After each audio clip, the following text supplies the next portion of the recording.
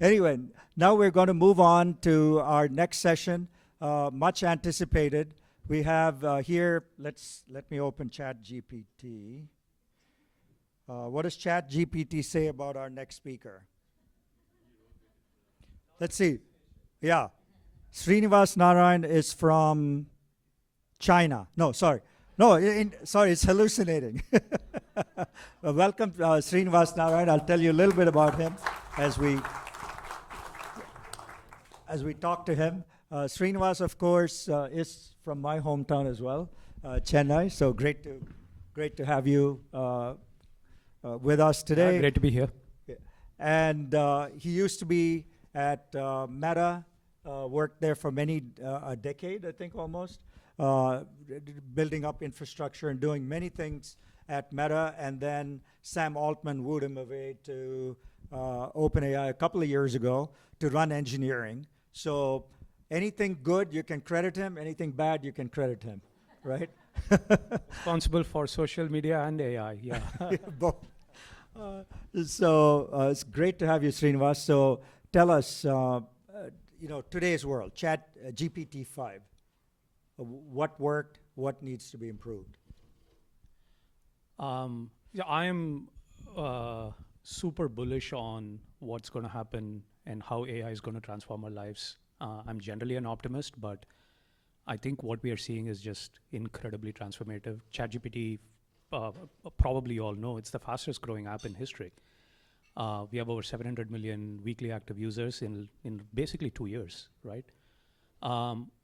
And we recently published a report on what people are using it for. And the breadth of use is just pretty stunning.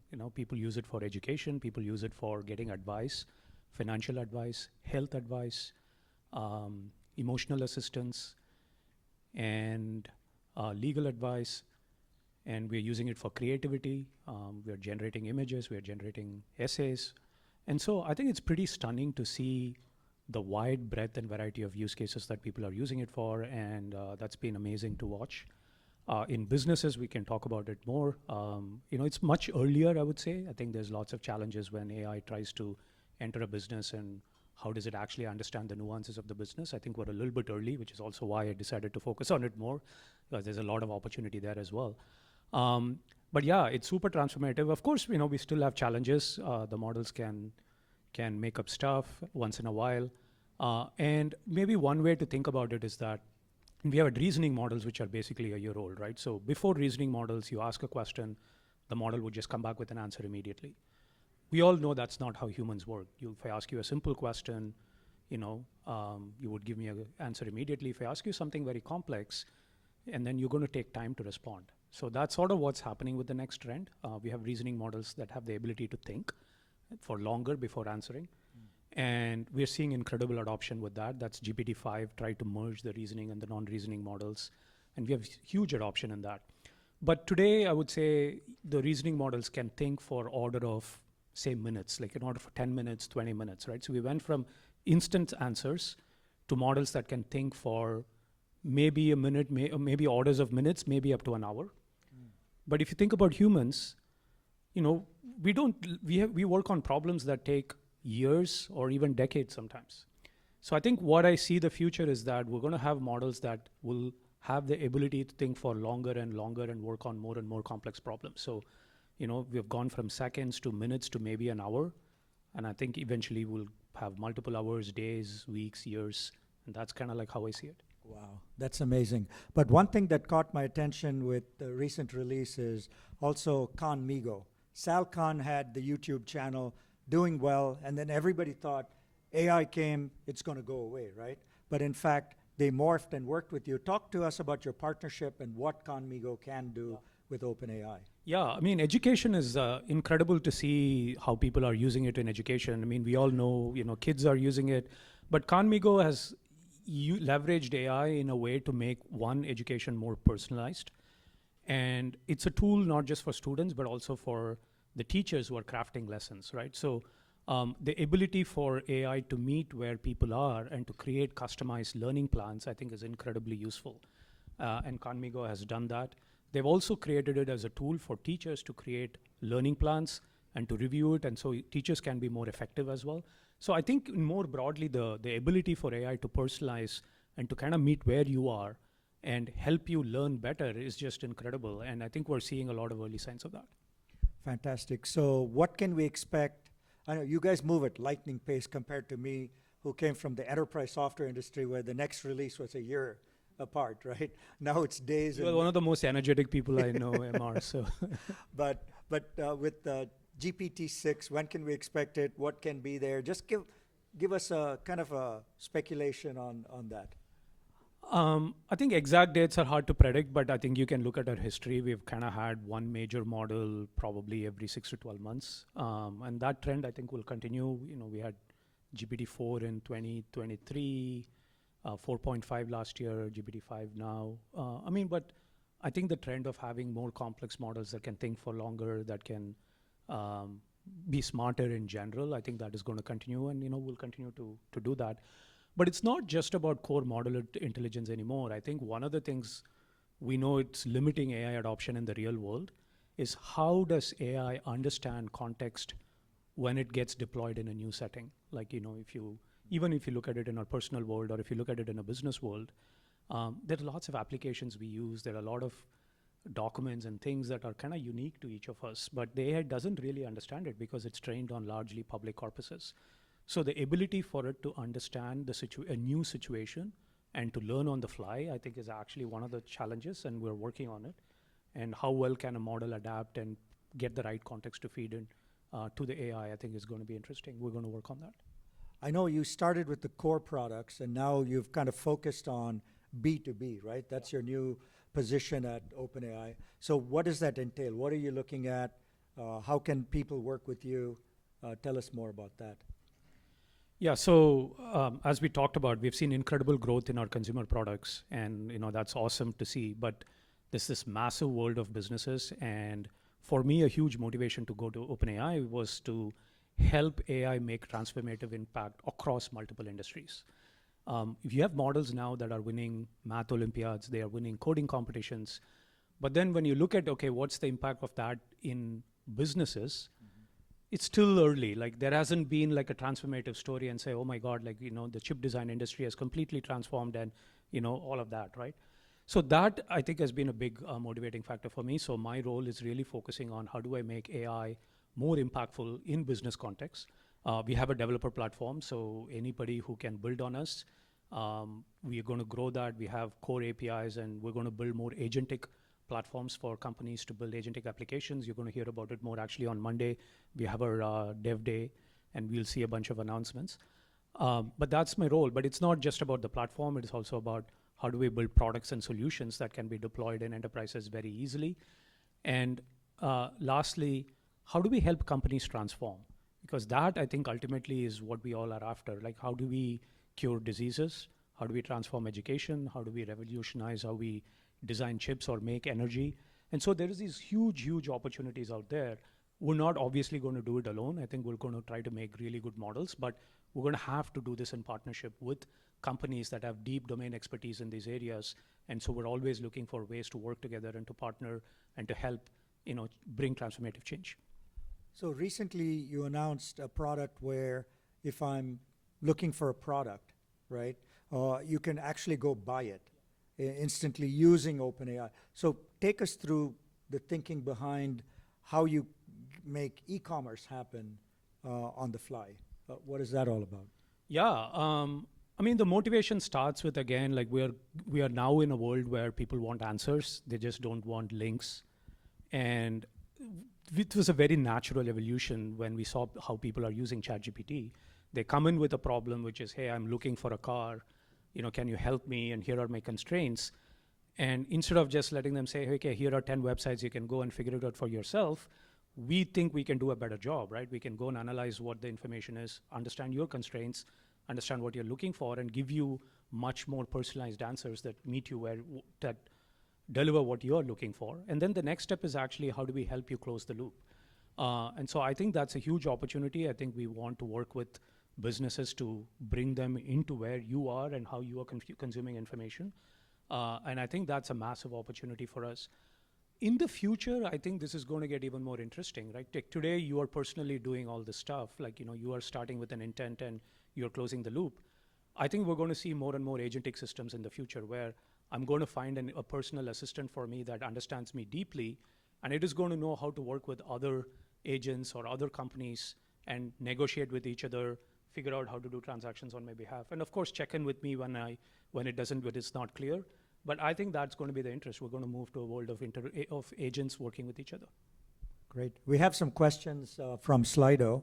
So there's a clash of human creativity and AI creativity. How does a writer, musician, or poet compete in critical work if AI makes mistakes? How can we hold it responsible? Recently we saw a Waymo, right, have a traffic incident.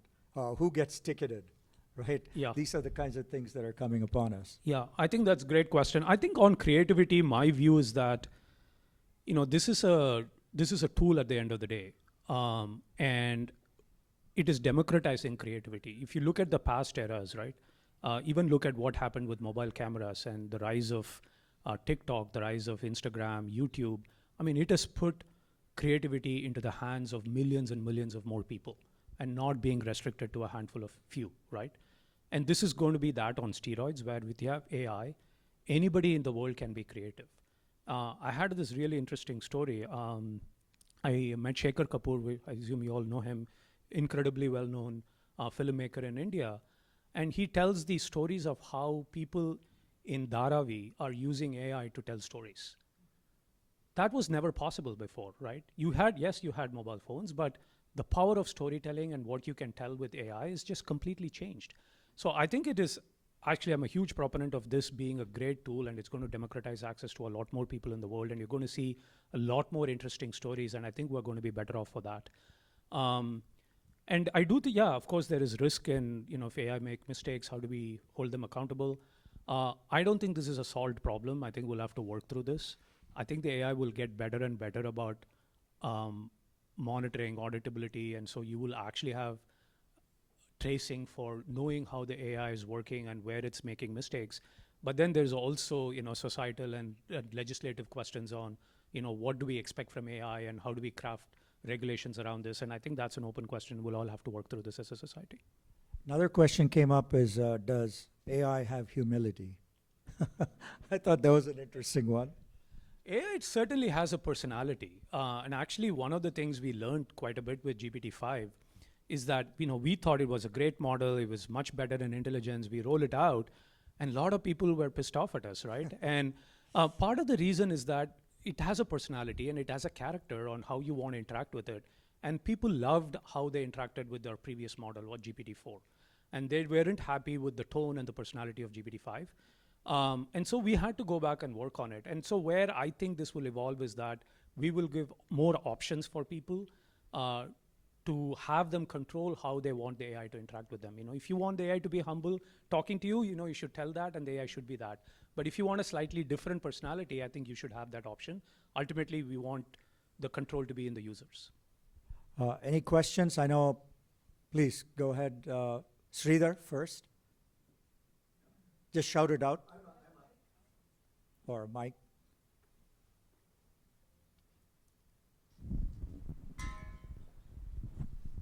I should own up to saying that I'm on ChatGPT at least an hour and a half each day. Thank you. And I don't ask for a question. I have a conversation, because each conversation leads on to an iteration of what it is. One thing he said, in a world where there are really no permanent answers, every word is going to be changed based on new inputs coming in all the time. How do we make sure that the voices of the unrepresented or underrepresented are given true weightage in the answers even AI gives? Because most of it is searching for things which are already out there and then putting intelligence around it. How do we find the voices of those underrepresented people into the platform? I mean, it goes back to how do we train these models, and how do we make sure the data sets and the thinking and the evaluation criteria that we use are actually diverse. I mean, you're raising a really important point.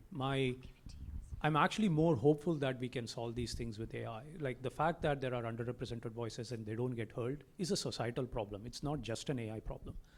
And what I think is actually possible with AI is that we have more rigorous ways of measuring it, and we have better tools to actually steer it. It's harder for us to tell a human to say you need to reduce your bias, in my opinion.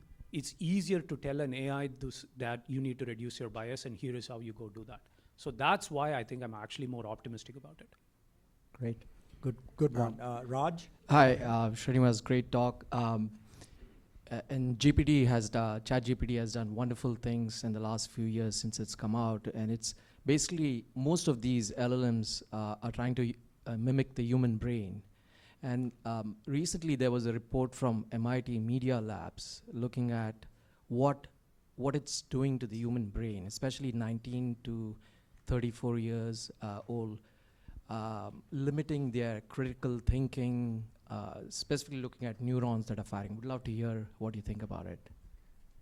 Yeah, I haven't read that specific study, but I do think, yeah, this is a concern we need to work on, right? Which is, you don't want to get lazy in your learning, and that challenge is clearly here. I think this comes down to how do we craft learning outcomes, how do we craft, how do we evaluate people in school and in college and things like that.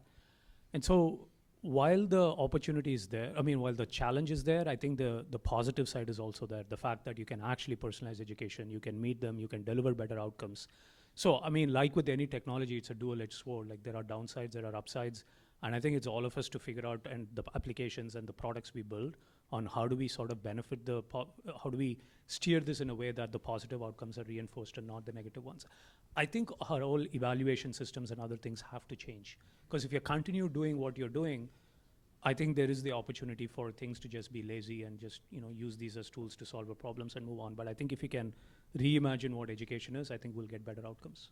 Great. Two short questions. One from our Indiaspora Next person here, Durga. Go ahead. Thank you so much for being here. I'm not sure if this is It's not on. It's not on. So thank you for being here. And I like that question on vulnerable and people aren't represented. Glad to be the first woman to ask you a question in this session. You'll hear us in the climate breakout, where we're going to talk about AI because in the climate crisis that we have, Indiaspora was just at UNGA at Climate Week just last week. And AI is so important in fighting the climate crisis, while at the same time, one query uses 3 to 5 water bottles worth of water to make that happen in the cooling of the data center. How do you propose we keep fighting for good, working in the climate space, while our AI is contributing to the climate crisis? Great question. Yeah. I think we will continue to work on making AI a lot more efficient. And if you look at the trajectory of the cost of AI, which directly correlates to energy usage, it has come down 100x. So for the same amount of intelligence you get today, it's 100 times cheaper today than it was 2 years ago. And that trend will continue. I think we'll have innovations in research and how we build models that will keep improving that. At the same time, I do think the value of AI and how people are using it at the scale tells you that people are craving for more AI usage everywhere. And this is why also, we care about giving AI in the hands of all users across all of humanity. We have a free tier that people can come and use. We don't just charge for them. And we've been continuously working on bringing prices down. We also need more energy, and I think that's the reality, and we need more clean sources of energy, right? And so we'll have to work on that. And the last thing I would add is that AI can help us solve climate problems by helping us invent new sources of materials that are more energy efficient, and there's actually incredible innovation happening in the space as well. And so I think it's going to be an aggregate of all these. Great. We have one last question. Shaker, go ahead. Yeah, this is a very practical question. Do you use agents? And if so, how did you select them? Yeah. Do I use agents and how do we select them? Yeah, I think the word agents is still a little bit fuzzy, and people are using it in all kinds of ways. For me, the definition is that it is an AI that does action on your behalf, and not just answering questions, but actually takes actions on your behalf.